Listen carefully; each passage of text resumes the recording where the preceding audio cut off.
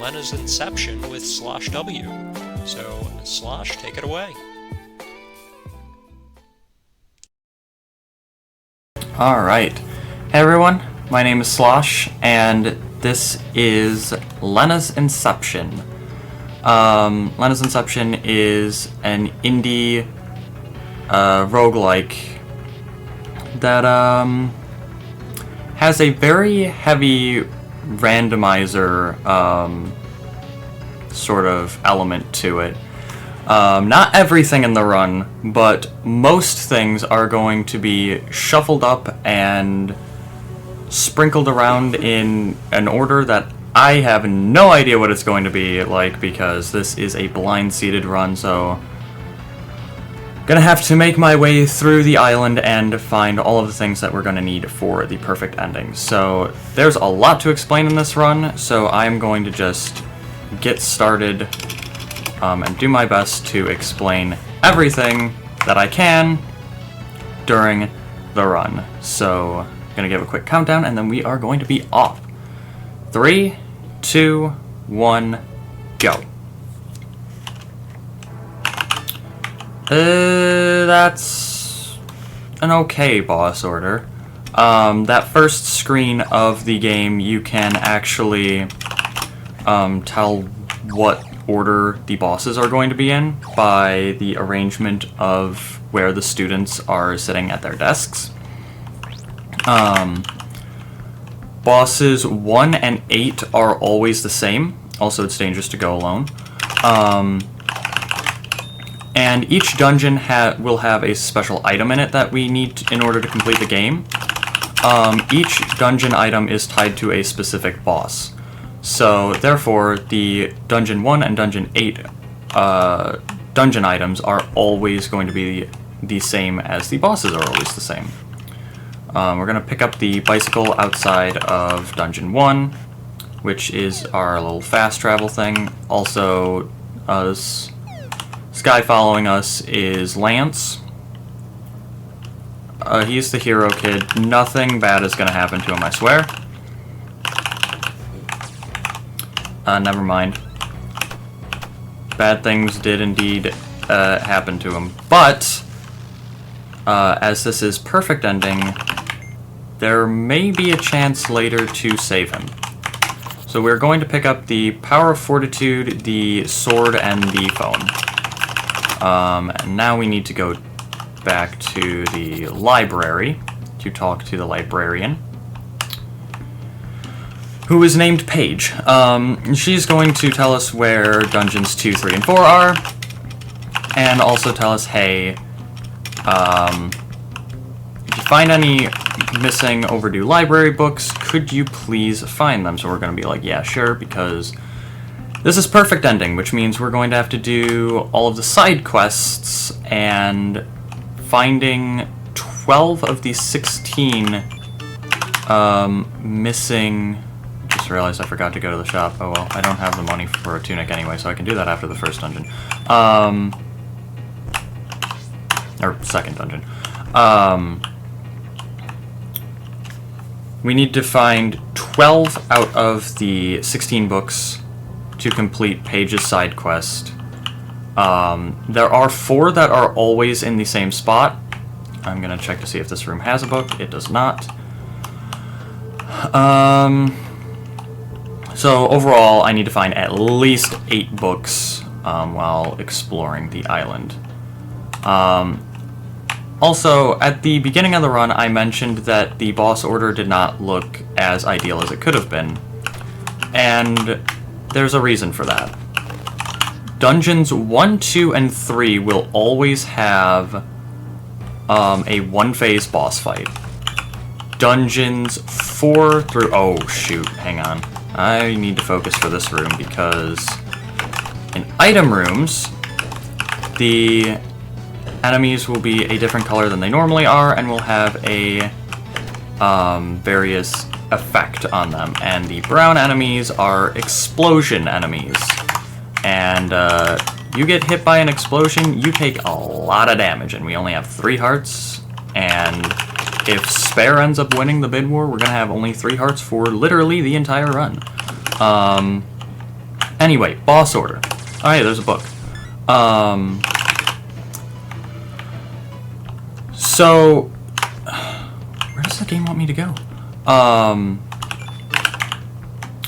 There are certain two-phase boss fights that are significantly longer than others.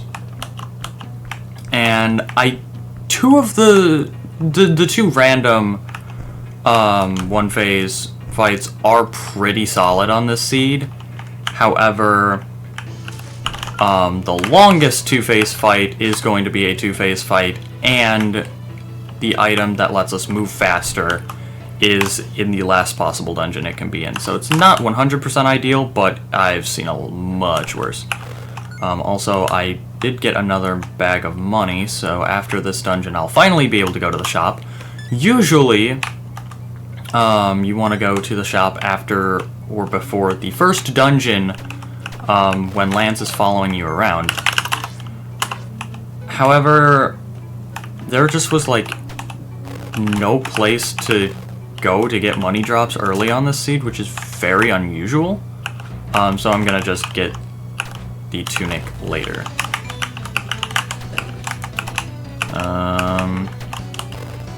Okay, this room's a lot more manageable than the one with all of the skeletons. So there's just fewer enemies to worry about. Okay, yeah, I'm gonna go to the shop now, which is over here, before heading on over to dungeon number 4. So what is this going to be? Frugal tunic, we don't need that. The ideal tunics that you can get would be either strength or speed. Speed increases your movement speed, and strength doubles your attack power.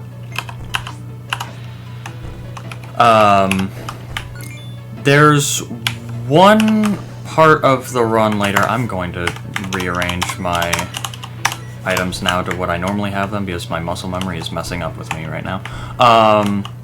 There's one point in the run later, like I believe it's the last side quest we go to, where Strength Tunic is just so strong and like it can save. It feels like it can save upwards to like a minute compared to pretty much any other tunic. Speed can do pretty well on that side quest as well, but strength is just super good. Now we are in the Banker's Guild though, and the 4th dungeon is in the basement. But in order to get in there, we need the chairman of the Bankers Guild to drop us in. He's not a very good guy.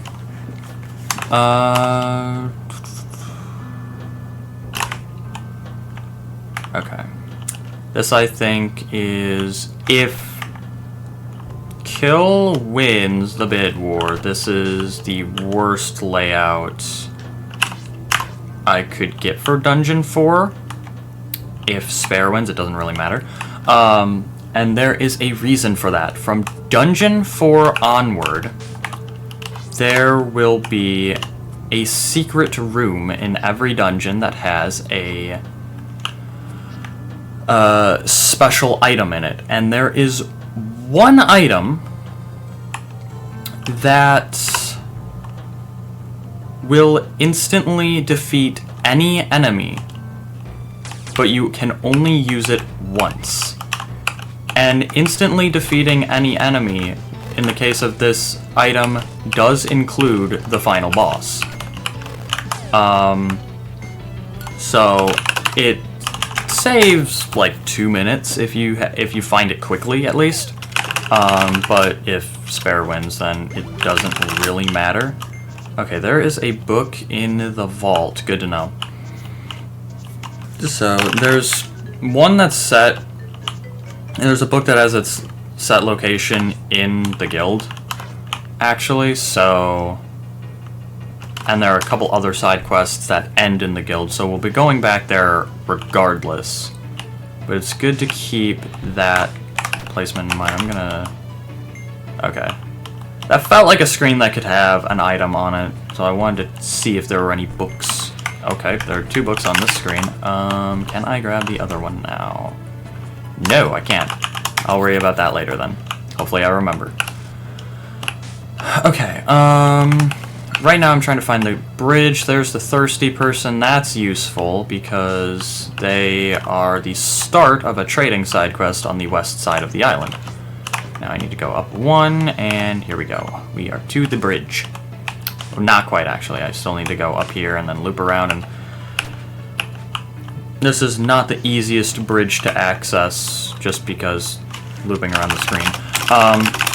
Now we're gonna yell at the chairman a little bit. He's gonna throw money at his problems and then run away.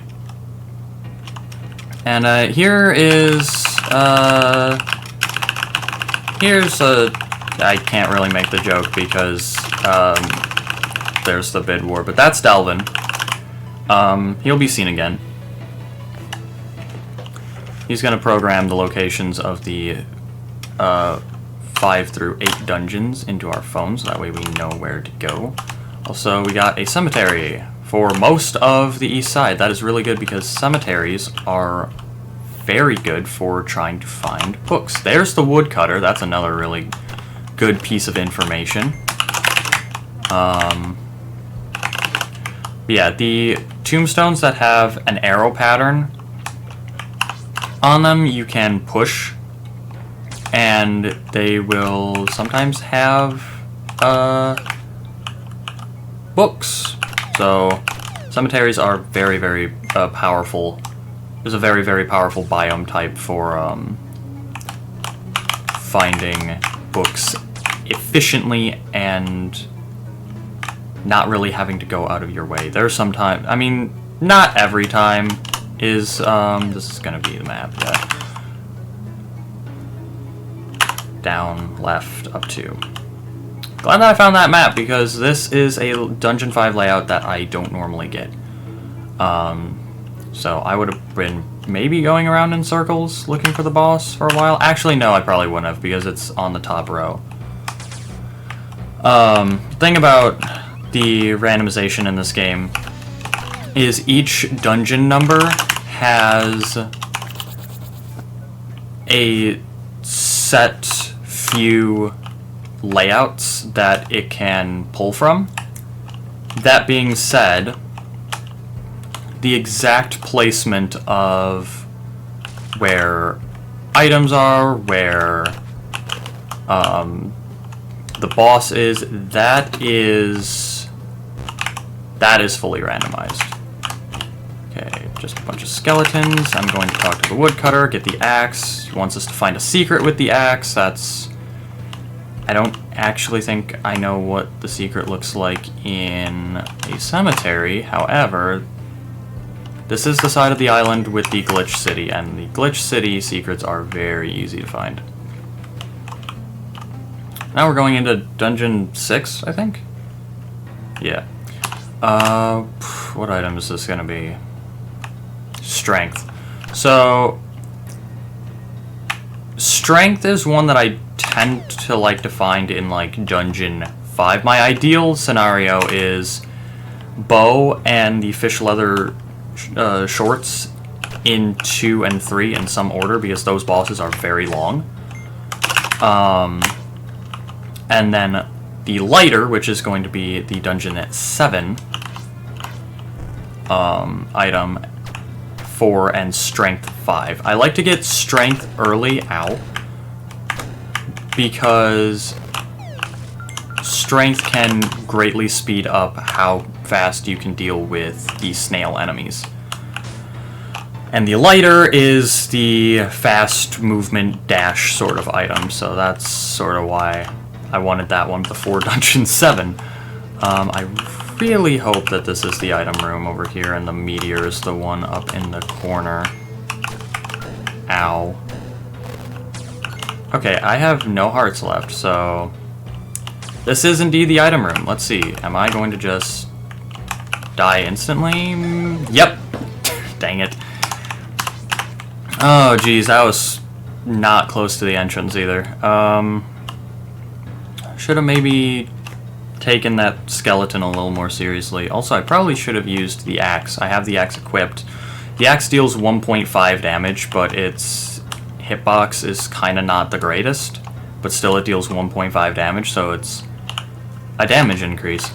Let's see. Then we go right, up, right, and then is it just straight? I think it's just straight down. Okay. Also, looking at the enemies that were in that room, I am kind of kicking myself for playing that so reckless. So the green enemies in item rooms will gradually heal. So you want to try and deal with those enemies as quickly as possible, which is kind of a reason why the axe is so good, especially since something I forgot to mention is the the enemies in the item rooms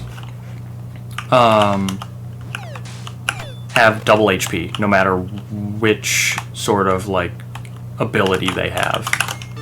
Okay, that's book 5. Let's go up. Let's check all of these. Money. How much money do I have? I need one more coin, and I need it soon. Alright, I'm gonna just grab that because there is an NPC that can show up on the east side that we need to talk to a bunch of times. And we're going to... Oh no, why is this a forest? We're gonna need 50 coins to purchase an item from him. So this is bad. Although it is an extra row on the bottom, so this is good if kill wins. Forest dungeons, I say getting a forest dungeon D7 is not good because there is an item that is going to greatly speed up movement through dungeons that we're going to be getting before very long. And unfortunately, that doesn't really work as well in forests because forest dungeons are kind of clunky. And if I explain the main reason now, it's going to sort of spoil the thrill of seeing the Dungeon 8 item, so I'm going to wait to explain that a little bit longer. Let's see. I did get, like, my preferred layout for Dungeon 7, which is nice. This is the... Get out of here, Grey Crab. This is the moon layout. The other layouts are like just some funny little guys, but they can be a little bit tricky to navigate. Okay. Just wanted to make sure that I couldn't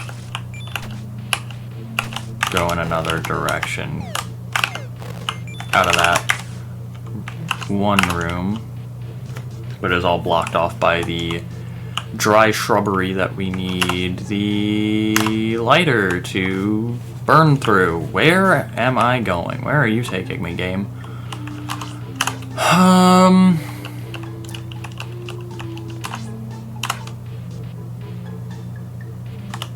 Okay, yeah, unless I'm like completely missing something, I cannot go left out of that room.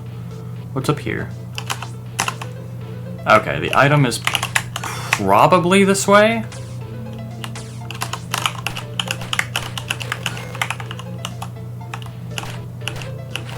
Using the axe in forest dungeons can be a little bit risky because the tree stumps can mess with mobility a little bit.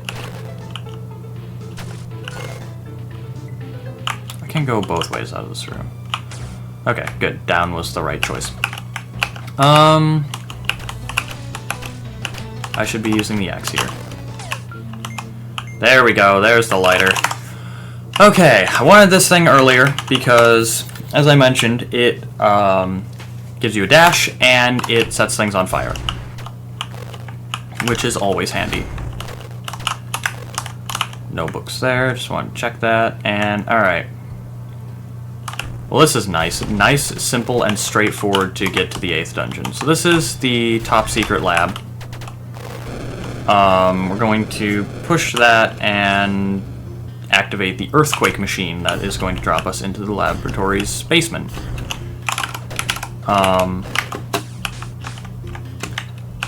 The guy who owns the lab is down here in the basement. He's supposedly stuck because of these blocks that you have to push, but I mean, he's gonna just walk over there and jump around one of them, so I don't exactly know why he was stuck there. But we're going to save him, and he's going to offer to take us to the 8th dungeon, because he found it while using his earthquake machine a little while ago. Also, he has one of the overdue library books, even though he is, I believe it's, what's the lore, pen pals with the librarian? So I'm sure they'll talk about that later. He's going to use the earthquake machine to drop us into Dungeon 8 and reveal that his former lab assistant, Delvin, is the one who trapped him in the basement. So now we're in Dungeon 8. I'm going to grab the warp point back to the start early. I'm hoping that like a blue key or something was not the other way. That's just a meteor. Don't need that. I don't even remember what the meteors do, in all honesty. It has been a very long time since I played this game casually, and even then I don't think I ever really did anything with the meteors. So, if you want an explanation on meteors, I am not the person to ask.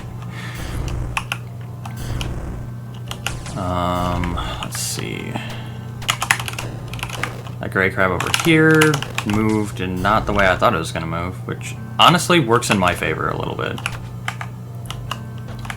Picking up snails at times also can be really annoying. I'm also using bomb arrows a lot on the gray crabs, because gray crabs love to dodge attacks. Even if you're like swinging your sword on top of them, they just sometimes will not get hit. But if you hit them with a bomb arrow, or rather, if you hit... Wait, did I get the... Okay, I apparently just spaced out and forgot that I picked up the blue key. Hang on. I just realized. Anyway. Hitting a wall behind a gray crab with a bomb arrow, they can't dodge the explosion. So that's why I'm using a lot of bomb arrows against, gray crabs, and I actually need to be a little bit careful about my bomb usage, because I actually am going to need at least one bomb for a thing right after this dungeon. But I just backtracked a second ago for the secret room in Dungeon 8. It's fairly easy to locate because all of the walls are like this glitchy sort of, they have this glitchy sort of look to them. But the breakable part of the wall to the secret room will be like a quote-unquote normal-looking wall. Over one more and then down a few. And I'm gonna check that room to see if the game wants me to fight an army of skeleton jousters. That is fine. One thing that makes the Dungeon 8 item room a little bit more tame is while the enemies are huge, on fire, and exploding all at the same time, they do not have double health. This guy's trolling me by just standing in the doorway. Alright, so that was a regular crab. That's handy. And now we've got the glasses. The glasses, well, they do some funny things. Everything that you're going to see the glasses do is not only intended, but required to beat the game. Okay, there's the traveling merchant. We bought the water potion from him. That's an explosion tunic. Really?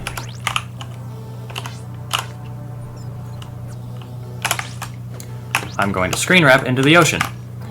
So, yeah.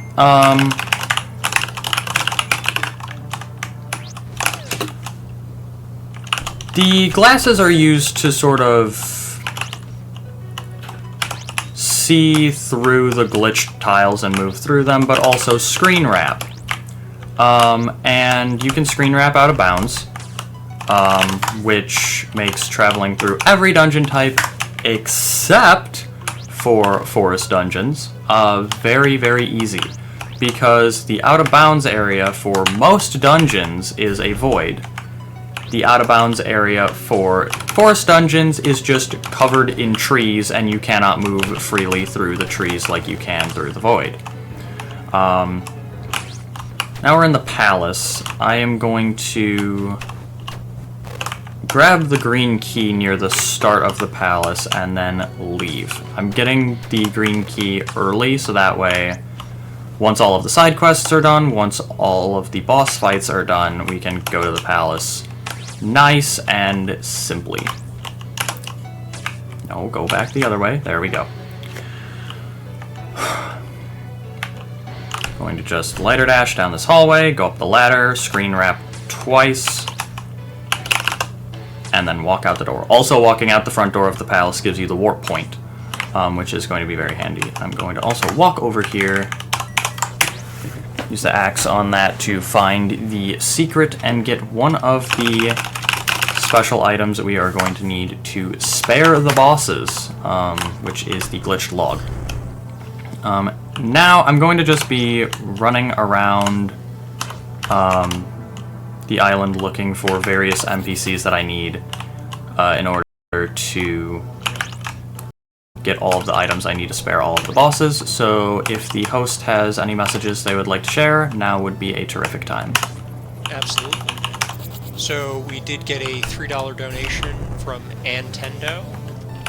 Thank you for that.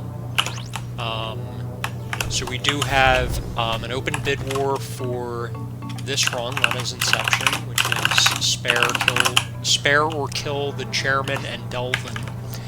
And Spare is currently in the lead, but only by like $20-some. So you can definitely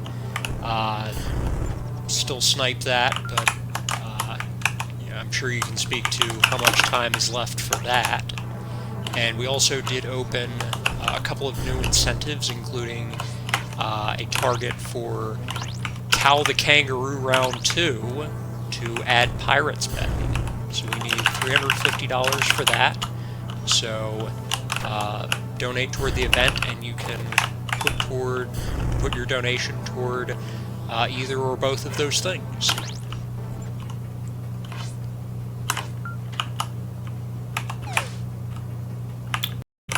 Okay. Alright, I just fell in a hole. Found book number 9. And also found the status effect shop, which is going to be very useful as... Where was the strange cave? Right there. The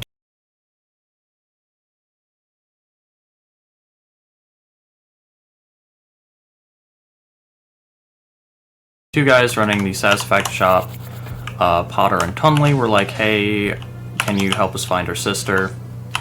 The guy running the strange cave was working with their sister Tressa on, well, making the strange cave arena. So he gave us her phone number, and we're going to have to call her later. I say later because we also need to talk to Paige about that side quest, so we're going to just do that when we go back to the library, which is very soon.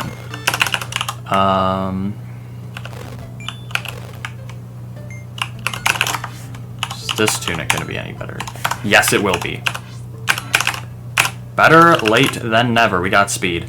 Also, the spare or kill the chairman and Delvin bid war is going to be open not much longer, so if you've got a preference on how those two fights go, you're running out of time to make a donation for that.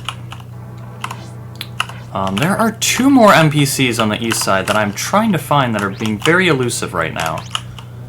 I need to find the zoologist and the naked bear. And neither of them really want to show up right now. Well, I stand corrected, there's the naked bear. And where is the zoologist? Well, there's book number 12. We don't need to worry about books anymore. There's book number 13. I believe that that's actually the last book. You know what? Hang on.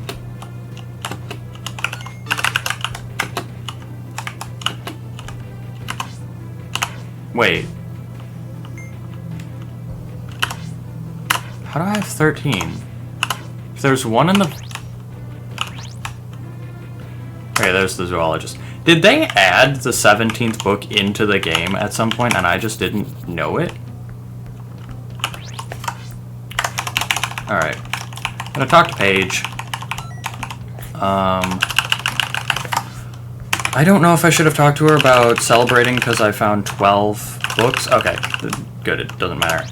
For the memes, I'm going to pick up every book because...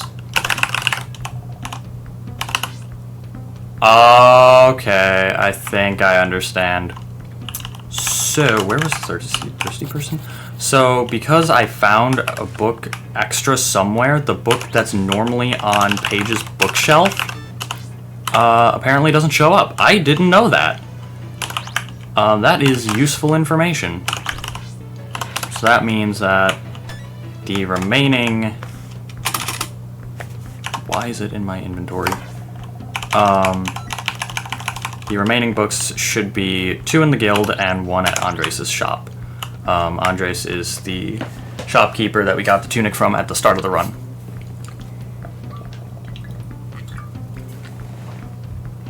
Now, this is, I believe, the only instance of an actual unintended glitch being used in the run. Usually you have to play hide-and-seek with Goldilocks on 3 different screens in order to get the police report.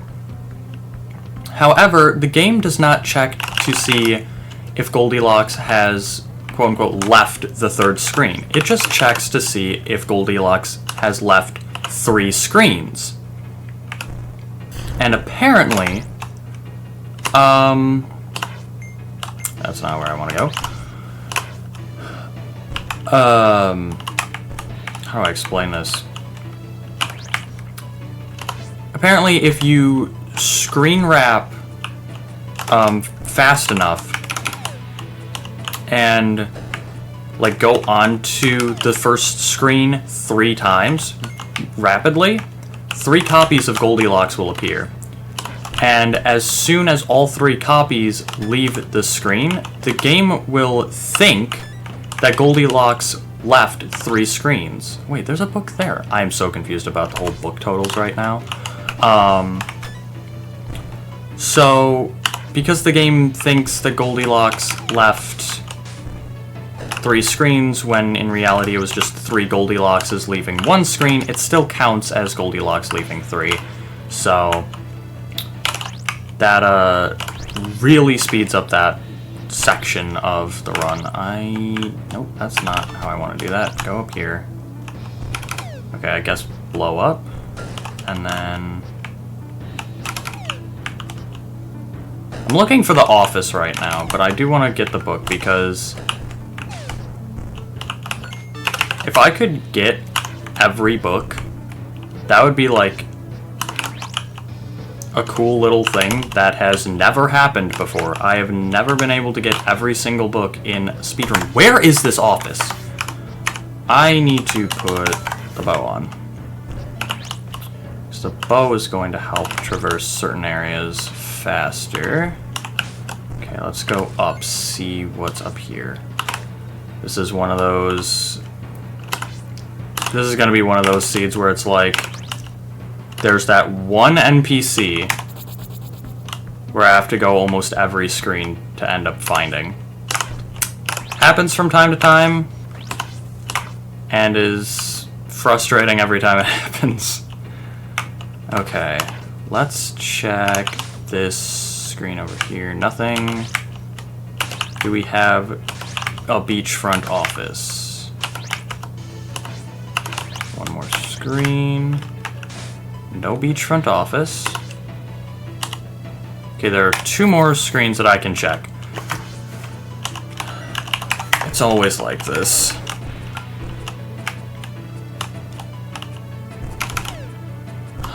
The last screen, I believe, I'm going to be checking. Of course. No, wait. Okay, apparently there's one that I didn't look at. Oh, I see where it is.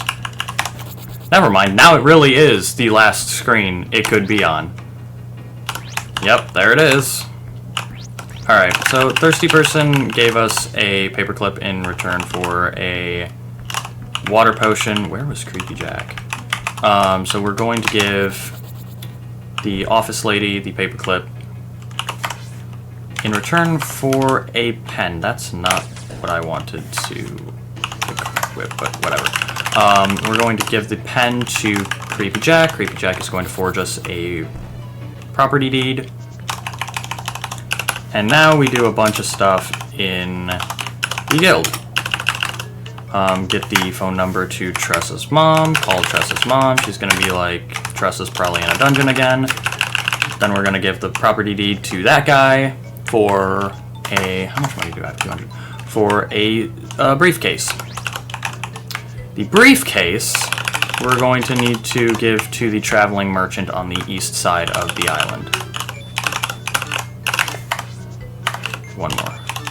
There we go. So I think the last one is going to be, yeah, the last. So normally that bookcase has a book, but because I have 15 books right now, it's not there. So the last one should be in Andres' store. Last thing we need to do in the guild is deposit 1,000 coins, and then withdraw $9.99, and then try to withdraw the last one, and the skeleton's going to be like, you can't do that because you can only withdraw $9.99. Now we're going to run over to Andres. Does he have the book? He does. So now I'm going to buy a bunch of healing potions. That's the main reason why I go to Andres. Getting all 16 books is just an added bonus. I did not mean to buy bombs. 16 books, that's not something you see every day in a speedrun. Let's see, who to go to first. Where was the traveling merchant? Okay, that's really easy to get to. We're going to run over to the traveling merchant first. In return for the briefcase, he's going to give us his shirt. Where was the naked bear?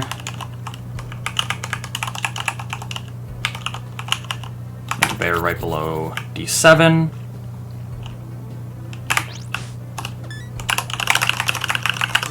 And in return for the shirt, he's going to give us a bear claw, and we are going to go give the bear claw to the zoologist. And the zoologist is going to give us her pair of binoculars. And now I have 5 of the items, so now we go to the Strange Cave. Paige wants us to acquire 10 marshmallows. So we're going to, I'm going to just beat that entire wave. Get 4, go back in, get 2, leave again, and then play the Strange Cave out.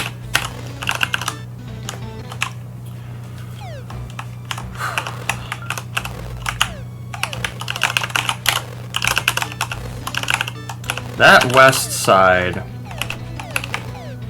is really making me look at the clock right now.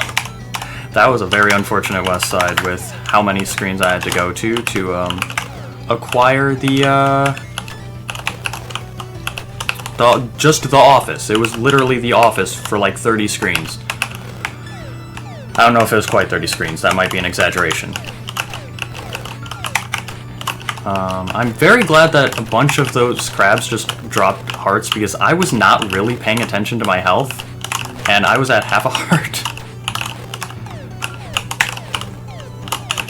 But this is the part of the game where the strength tunic just speeds this up so much. Because so many things that even with the axe you have to two-shot, you can just one-shot with the strength tunic.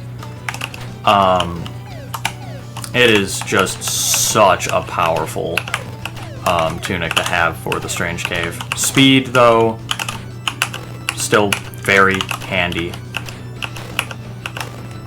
Like, if you want a fast Strange Cave, it's speed or strength. This is not the greatest snail wave. Snails are kind of trolling me in their positioning right now. Also, just a quick heads up, I'm going to need to know who won the bid war in about a minute, maybe less. So, just want to give a little bit of a warning on that for the people behind the scenes. Alright, one more wave. I forgot to really comment on this enemy type. They're called, I believe, Pyromelians, which coincidentally is the name of a very similar monster in the game Cassette Beasts, which was made by the same development team. But the Lenna's Inception community usually calls these guys Lizrobes. I wonder why that is. I'm gonna use another healing potion. Back here. Alright, now we're going to get the trophy from the Strange Cave guy. We're going to do the campfire cutscene with Paige, and she's going to give us a heart-shaped locket. I think that's what it is. Again, it's been a while since I played this casually. Alright, making sure. Got 7. Alright. Use the Power of Compassion and warp to... Let's warp to D1. I do, though, need to know now which option won the spare versus kill bid war, and also a flashing lights warning for the boss rush. The bosses will be flashing every time I hit them, so just a heads up on that. Okay, I am seeing spare as the winner. Okay. Okay, so depending on how the boss rush goes, I might need to run back to Andres to grab a couple more healing potions, because the fight against Delvin can get very out of hand very quickly. Also, that's going to speed up the dungeons 4 through 8, because now I know I don't need to actually look for the secret rooms. That first boss really was Azurflail, the Knight of Death. She is always a one-phase fight. Now we've got Crabadon, the Doomsday Crab. This is a fight that I am always happy to see as a one-phase, because of the bosses that can be one-phase, but it's not guaranteed. I believe he has the second longest two-phase fight, and also the most dangerous two-phase fight, in my opinion, out of all of them. Because he can just, like, fake you out when you least expect it, and cost so much time. That is easily the scariest fight for me when it comes to potential time loss. So seeing a one-phase Crabadon always makes me happy for that reason alone. I think that this is also going to be Tentaluchus. Yep. Okay, I'm going to try to... Okay, this might be a case of a glitch as well. I'm not 100% sure. Nice. So, I had to line up the middle stripe of Lenna's hair with the middle, with the dead center of Tentaluchus to skip that move, that drill rush move that he just tried to use. Normally what happens is you'll bounce around the room for like, I don't know, 10-15 seconds. But if you are straight in the center of the room for some reason, it'll just cancel. It's not guaranteed to work every time, but it works a good 95% of the time, I'd say. And that move, as I mentioned, is like 10 to 15 seconds, so being able to skip that is very handy.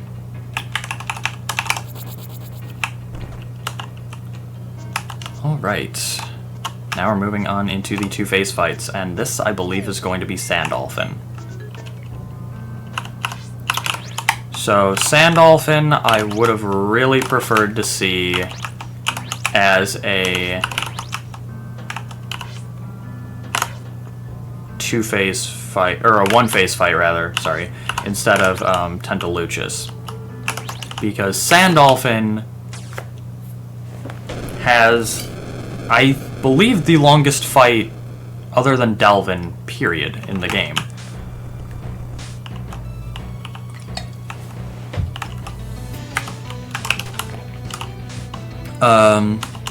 The good thing about having a two-phase Sandolphin is, well, the second phase boss fight music is so good, and now it's going to get to play for almost an entire loop.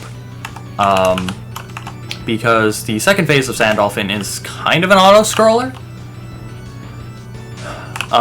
It's like, oh my, really? It's kind of a mix of an auto-scroller and a bullet hell. So, here we go. Ow. Just realized I'm not using the glasses. I normally use the glasses during the boss fights.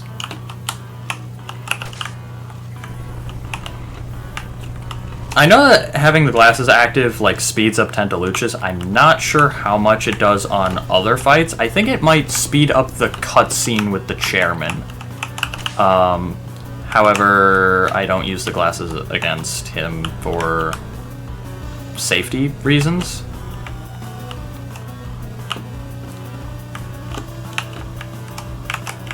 Alright, that was the last hit we need. Now, just gotta survive one last onslaught of starfish, and then spare Sandolphin, and move on to the eastern side of the island. Okay, who's going to be left? We got jump, lift, lighter, and glasses. So, two-phase lift and two-phase lighter you always want to see. Those bosses have incredibly short second phase fights. The boss for the lighter item is actually as soon as the second phase starts, you can spare him. That's how short the second phase is. Now we've got Hydranial, the lift dungeon boss. The main reason why I kept bombs equipped is because the first hit that you get on Hydranial has to be an item that you picked up and threw at him. If you equip a bomb and then drop it, and then pick it up again, it'll count as an item that you picked up, which really speeds up the start of the fight, because then you don't have to wait for him to throw one of these skulls and have it land on the ground. But he's going to throw 6 skulls at us and then try and hit us with lava geysers, and then we can spare him.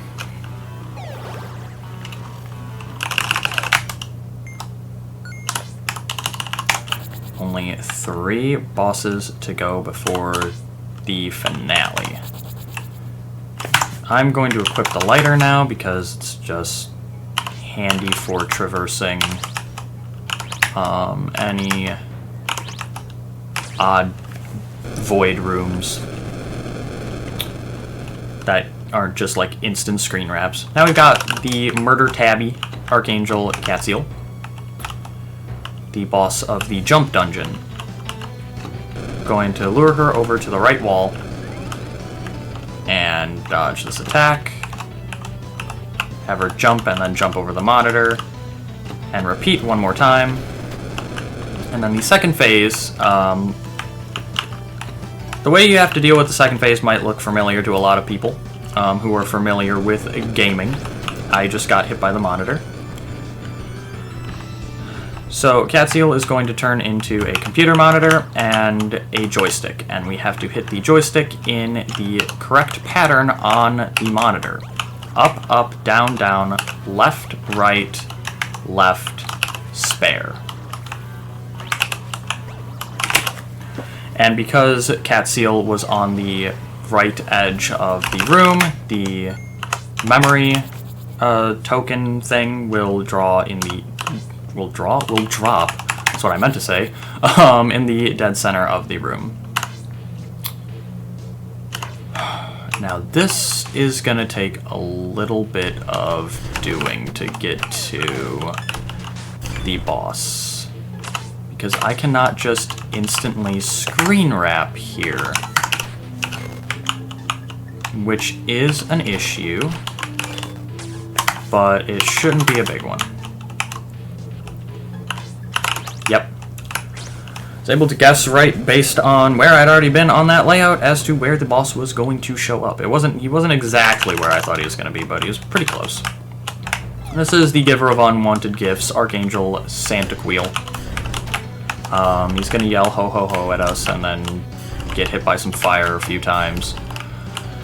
As soon as the second phase of this fight starts, we'll be able to spare him, because if you're playing like Sacrifice Ending where you have to defeat all of the bosses, his second phase kinda only takes one hit.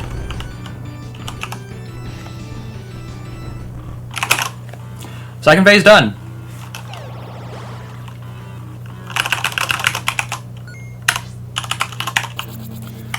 Alright, and now one dungeon remains, and it is good old Dungeon 8.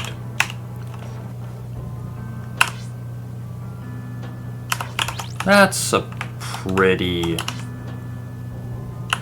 good spot for the boss to be in all honesty. I'm very glad that I got the map on the first pass-through of the dungeon. I completely misread the map, though, because I would have been going around in circles, trying to find the boss, given which layout I got. Usually I would just like instinctively look at the at the top row first, just because top row bosses for a large handful of layouts are fairly common, but not this time. So this is Archangel Hadasaya, Vampire Magician. The longest first phase of any of the bosses.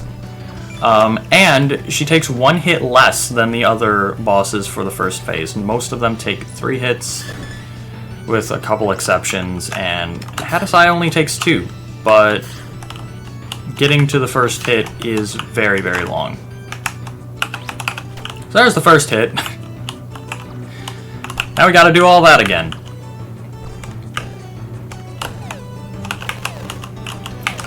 Then drop bats that you can't actually tell are bats because I have the glasses active, out of her magician's hat, and then gonna do a fancy magic trick with a heart and cards and a bomb and all that good stuff. You know, everything that you need for a magic trick. Then it's gonna slam into the wall a few times, and then we're gonna be off to the second phase. Speed Tunic is very handy for this specific part of the first phase because you can navigate closer to her much more reliably. Thus, she has significantly less distance to travel for each bonk. No, come back here! Okay, there we go. Needed to get the second hit in, and there we go. Those are the 8 main bosses of Lenna's Inception. And now that we have all of the memory tokens, we're going to get the Power of Truth. Now we've got 3 of the 4 powers. We've got Fortitude, I think it's Fortitude, Compassion, and Truth. And now we need the Power of Wealth, which, of course, none other than the chairman is hanging on to. But as soon as we beat him up, he's gonna run away after being spared and drop the Power of Wealth behind him.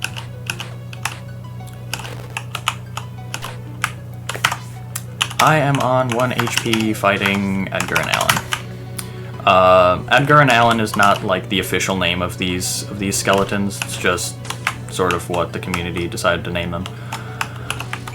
I am going to take this opportunity when it asks me if I want to save, because the game has crashed once for me in over 100 hours of playing, but just in case the worst possible thing does happen, I want to have this save file at the end. So this is the chairman. I'm going to need to pay special attention how many hits I'm getting in on him. Okay, that's 1. I need to get 4 and then spare him. So, the first attack that I am just completely skipping by jumping at him and having him punch me is like a rush of cash cows. I timed that wrong, so now we're going to see a few. Then he's going to run at us, and then we're going to play a nice game of Rich Man's Volley.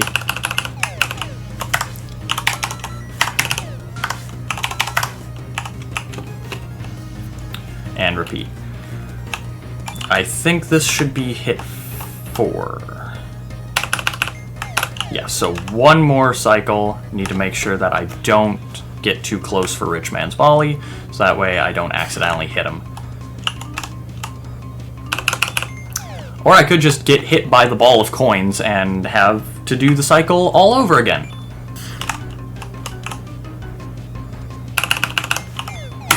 There we go.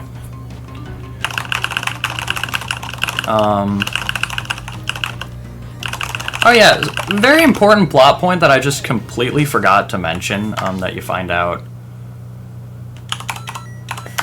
during the cutscenes from the memory tokens that I skipped, is Lenna is actually the mother of the Archangels. And that thing that kept showing up in all of the item rooms, that one of them killed Lance at the beginning and all that, that's 8 Fridge. 8 Fridge is the cause of this whole glitch stuff on the island, and was Delvin's creation. Wait, I'm going to heal, and then I'm going to throw bombs and a healing tunic on, because I just remembered there's an attack that... Okay, I'm gonna just completely miss it. Well...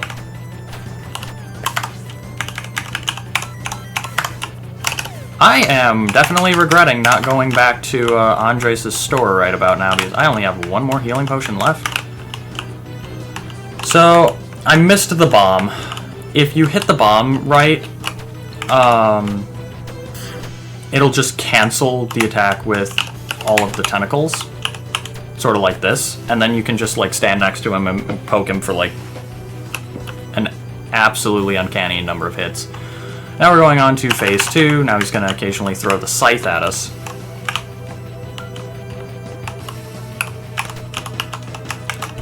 I'm very happy that I was able to dodge the scythe both times, because that is actually a really difficult attack to dodge.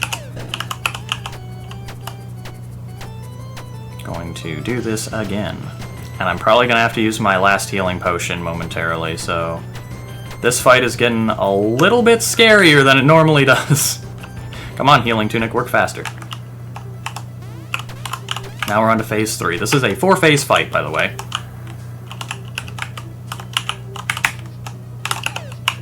I missed. Are you serious? Alright, I'm gonna just, like, throw bombs at him from afar while dodging these. Because why not? What else am I gonna do? Okay, now I can run over and poke him, but now he's gonna run away, so I'm going to back off. I'm gonna dodge the scythe. You gonna throw that again, buddy? Thank you. Oh, he's gonna throw it a third time. And I'm gonna accidentally leave the screen and go back. Successfully jump over the fire, poke him some more. He's gonna hit me twice. Really?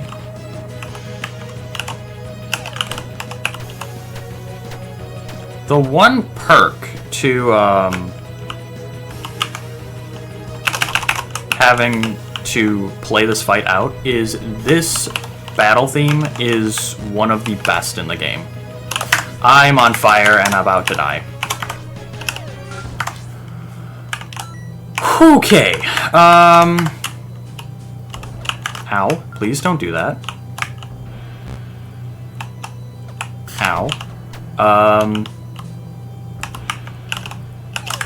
I am very scared right now.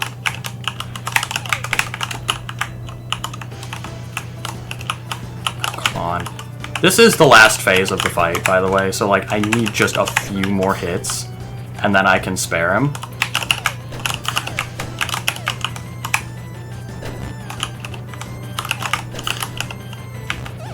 And I died. Nice. Okay, that might cost estimate. I'm going to run on over to Andres and buy a bunch more healing potions. Today is not my day when it comes to playing this game well. I think I have to fight the chairman again. I'm not 100% sure. But I don't think... Yeah, I do. Oh, no.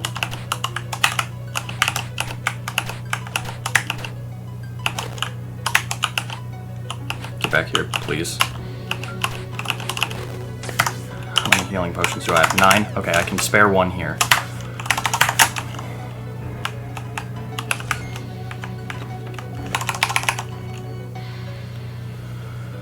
Okay. Okay, I don't have to fight the chairman again. That's good. That saves, like, a lot of time. That saves, like, a minute and a half. I can play this fight a little bit more aggressively, and I'm going to kind of have to.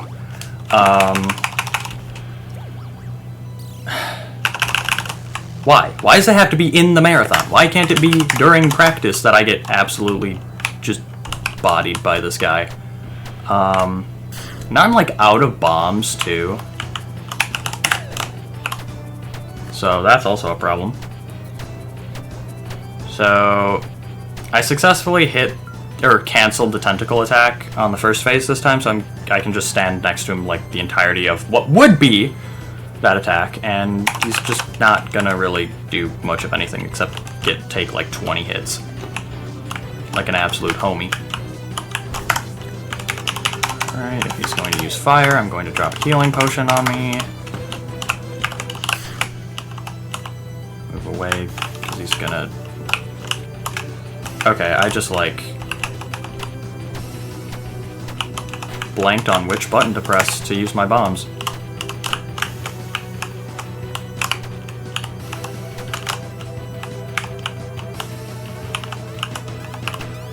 Wait, he can use this attack on this phase?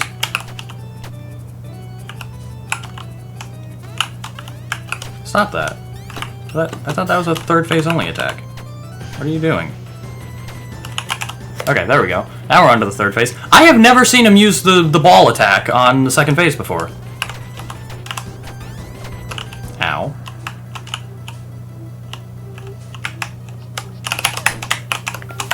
Not again, not again. Don't know why I'm re-equipping bombs, because I'm completely out.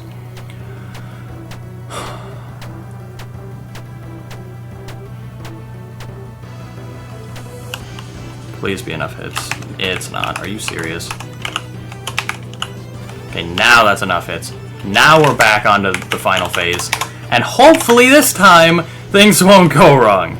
I didn't know that getting hit by, like, the UI attacks sets you on fire sometimes.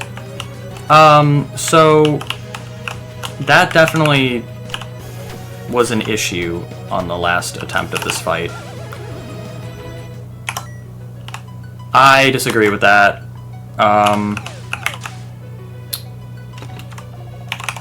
Shoot. Yeah, I don't think I'm gonna be finishing this underestimate.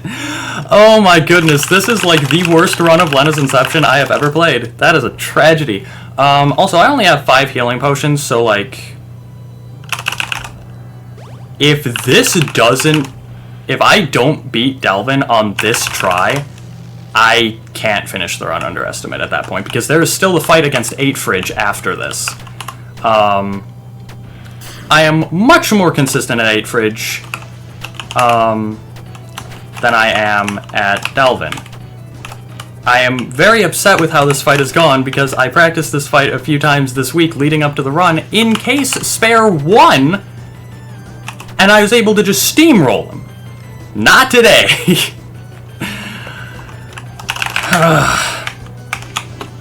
Delvin came to play today.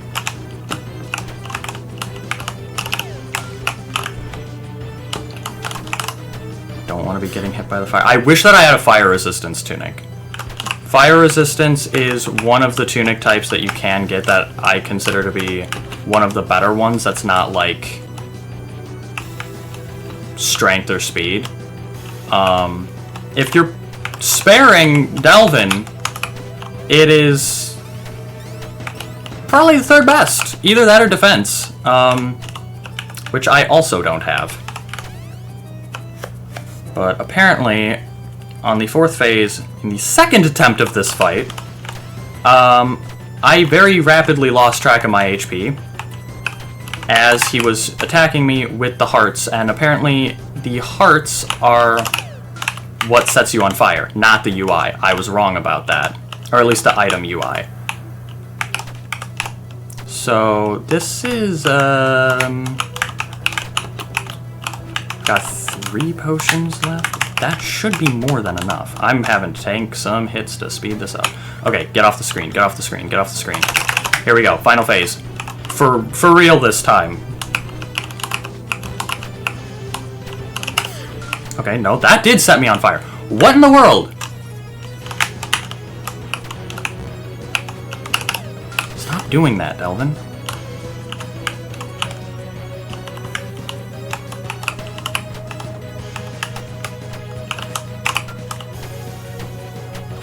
Come on, I'm so close, I'm so close. There we go.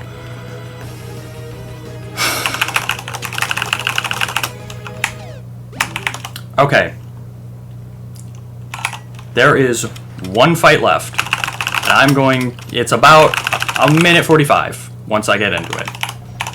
So I am going to be trying to do this as quickly as possible because this run has been going on longer than I would have personally liked. So we're back in Archangel School. And here we go. 8 Fridge is in the corner of Lenna's room. If you go into that room before leaving the school at the start of the run, Lenna's scythe that she used when she was in her Archangel form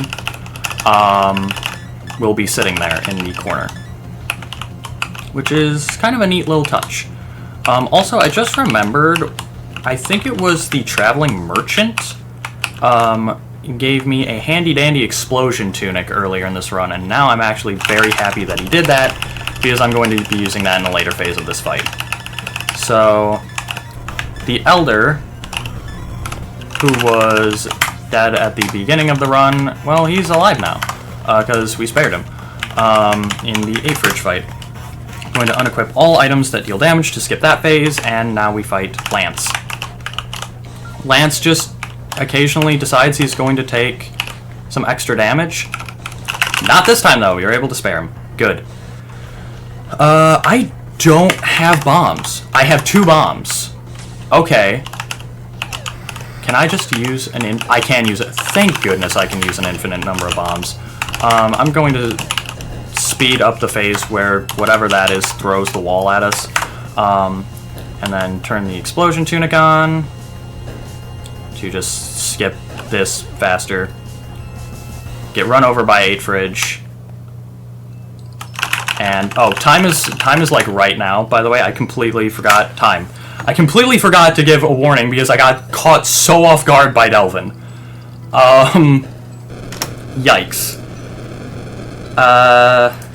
Yeah, not my finest showing of the game, but a showing nonetheless.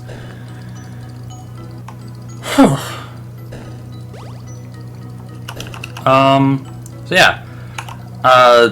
There's now peace between the Archangels and the humans because Lenna saved everyone from Delvin. Delvin and the chairman are in prison because they're bad guys. Azur Flail is going to be defending the what's it called? Kingdom. Lance and the Prince are together. Lenna and Paige are together. Lenna's reopening her school, and Paige is going to help her with that. And Tenta Lucius gets to eat all of the pizza he wants. So everyone's happy. Yeah, that definitely went over estimate, so I'm going to keep this as quick as possible. Shoutouts to the development team for this game, Bitten Studio. Absolutely fantastic game, one of my favorites. Shoutouts to the Lenna's Inception speedrunning community for being very welcoming and very supportive. Shoutouts to Fast Pace Events for having me and for putting up with my boss fight shenanigans. And real quick, shameless plug, you can find me over at twitch.tv//w and on YouTube at /w for I speedrun games like this, speedrun some Sonic, speedrun a couple other indie games. Yeah, there's much more marathon to have. So I'm not going to hold up the marathon any longer. It was a fun experience, regardless of the outcome. Alright, GG, and thank you so much for that run, Slosh. We'll be back shortly with new host, new restreamer, and another run, so stick around.